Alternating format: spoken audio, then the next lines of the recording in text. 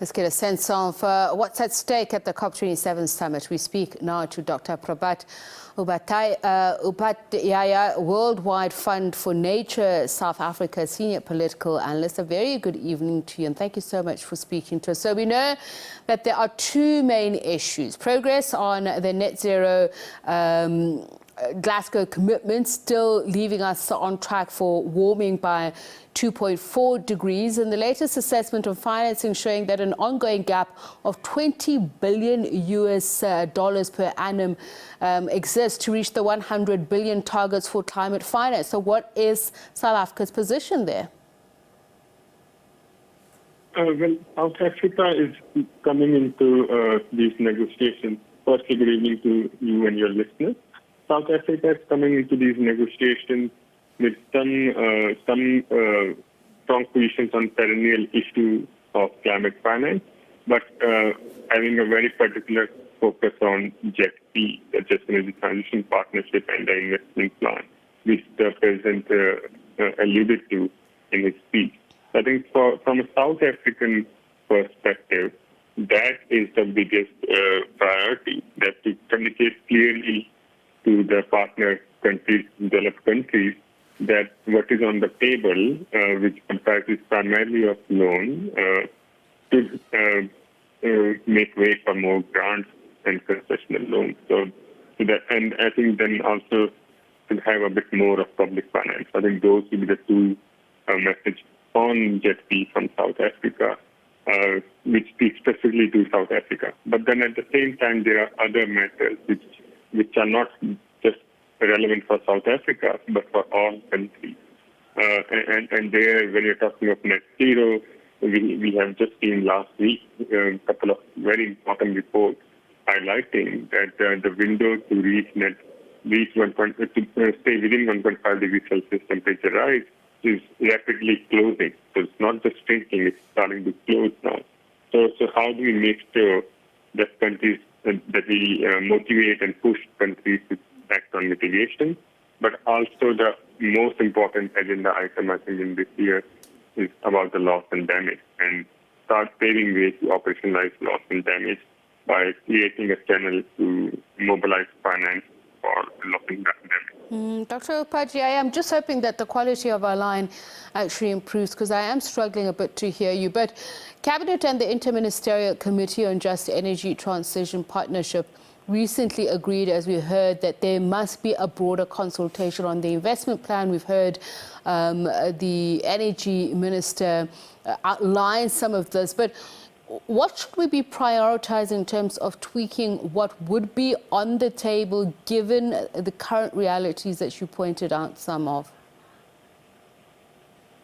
I think from South African perspective, but also from developing country perspective in general, it's important that these deals on revisiting our energy portfolio mix do not drive us down the debt road. They don't increase the burden of debt on developing countries. So that is why South Africa and other developing countries as well have been underlining that there needs to be a substantial increase, and in President's wording, a significantly larger share of grants needs to be on the table. So that's the biggest piece, because, because of COVID crisis, because of the Ukraine war, a lot of developing countries are already struggling with debt.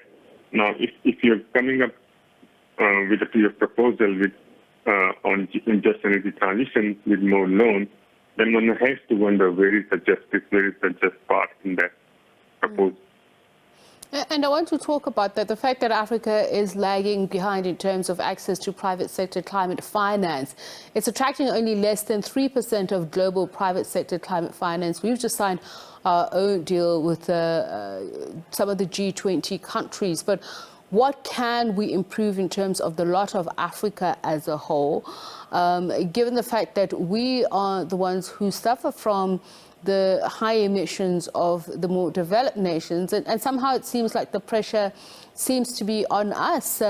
We have seen a great deal of criticism of certain countries and the kind of energy deals that they go into, even though that they argue that we've got a far better mixed energy mix than some of these developed countries. So what can we improve and how do we leverage some of these things that I'm mentioning?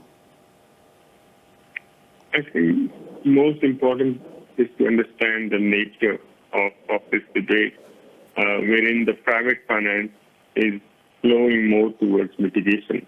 I mean, if you look at the quantity of the finance available, it's not adequate. But within that, the private finance tends to go towards mitigation and very less towards adaptation. Now, mitigation tends to there is more opportunity to mitigate in countries where there is greater emission. Now, African countries are not historically huge emitters, so that the opportunities of mitigation per se are lower. Not to say that doesn't mean that we can't stick to low carbon energy sources or net zero pathways, but we don't, because we do not pollute as much, we do not get money for mitigation. And private finance tends to favor mitigation over adaptation because they can have more control over mitigation, etc. So that the one big piece is that as developing countries, we need to argue and advocate for bigger share of money globally to go towards adaptation. That needs a systemic shift. That means that we need to say that okay, governments need to create systems that and incentivize private sector to provide more money to adaptation. So that's one part of the story. But then also domestically, I think we need to create policies that incentivize greater uptake of renewables, greater uptake of cleaner technologies, so that we send signals to investors that we are ready to take on these big ticket investments towards a net zero future or a low carbon future. Then you can attack. But so it's just two games which we have to play. One is on the adaptation, where globally we have to motivate and negotiate for a greater share of adaptation finance. And then domestically we need to get our act together. And I think that just to add, the third is the access. Even if we have made these things clear, how do developing countries as a whole, what can we do so that the burden of accessing this finance is not cumbersome, it's not repetitive, it's not onerous. So those are the conversations that need to take place.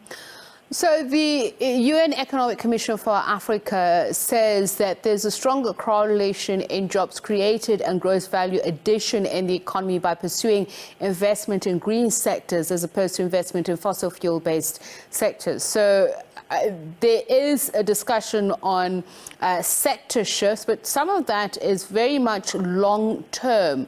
As you heard Mr. Mantashe there say that, it's a catch-22. Even Europe itself is sort of walking back on some of these commitments. So what do you anticipate conversation around this is going to be? Because the reality is already there. We saw the global supply chain disruption and globally in high levels of unemployment and deeper levels of poverty, more so for some countries than others. So when we are talking of Europe, one has to remind oneself that Europe comprises of 27 countries. The European Union comprises of 27 countries. And there are differences in those countries. Some countries want to go much faster on uptake of renewables. Others still want to, continue using some coal. But so they also negotiate their positions. But I think in my conversation with European colleagues here in Sharm el-Sheikh, one thing is coming across very frequently, that this, from Europe perspective, this is a short-term diversification that they are looking for because they didn't get as much time to move away from gas. But in the medium to long term, the lesson that the European policymakers have learned is that any sort of dependence on fossil fuel can lead to dependency, which can be exploited to put Europe in a corner. So that's the lesson which Europe seems to be learning, whereas the lesson which we are picking up is that if Europe can do greenhouse gas emissions or go back, take a step back, then we should be allowed to take 10 steps back. And I think that's a bit self-defeating, because on the other hand, we are saying that Africa is the most vulnerable continent. Now, if it's most vulnerable, how does our increasing more investments in fossil fuels going to help us in that context? All right. So that is the part of the thing. Yeah. Thank you so much for your time, Dr. Prabhat Upadhyaya. I really wish we had a better connection. So much valuable information you're giving to us. WWF South Africa, thank you so much for speaking to us.